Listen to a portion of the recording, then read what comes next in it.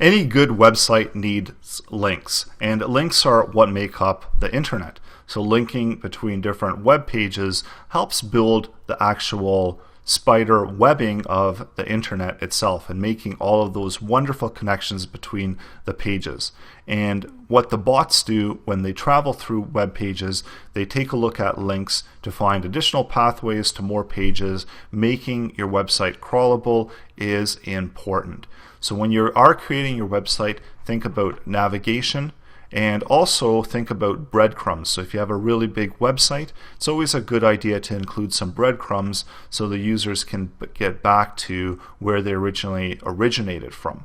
And then when it comes to search boxes, this is something to consider when you are creating a website. So a lot of websites, just like this one here that I'm looking at, so the WordPress, it'll have a search box. And then I can type in something, and maybe this is how I want my users to find a particular website. So it's just going to be this test page.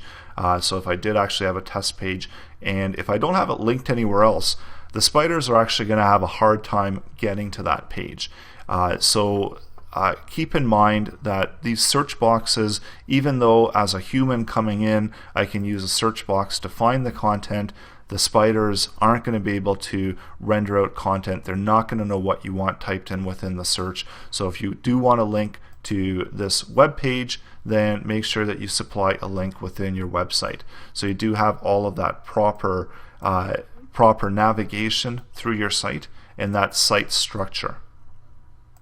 So I just flipped over to Wikipedia just to give you a better example of what breadcrumbs are. So if you're starting at your home page, whatever the section is, subsection, you always have a way to get back to where you came from, so getting back to the home page. So over here we've got a longer set of breadcrumbs, and essentially it's the path that you're using to get to the page, and always try to make sure that we can get back to that original source page. So there's some other visual examples there of breadcrumbs. And then besides navigation bar, besides having links within the page, besides having the breadcrumbs, also links within the page. So any text links within the page will link to other parts of the website. So over here we're linking over to these categories here, the category pages. So those are additional ways that bots can index and navigate through your website.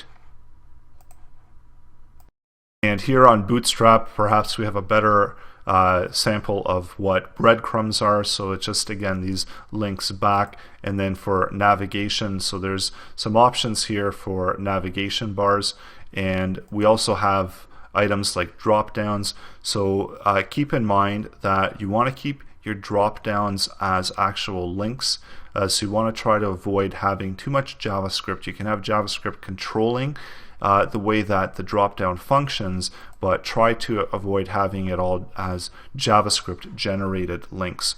A lot of times when we create these drop-downs, we just generate them within JavaScript, and we do want to try to avoid that. And then this, of course, this is a good example of a navigation bar with all the different options. So we've got our drop down, we've got our search, we've got another drop down, and we've got some simple links again. And then always going back to the home page, the initial page where we started off, so we always have that link back to the main page.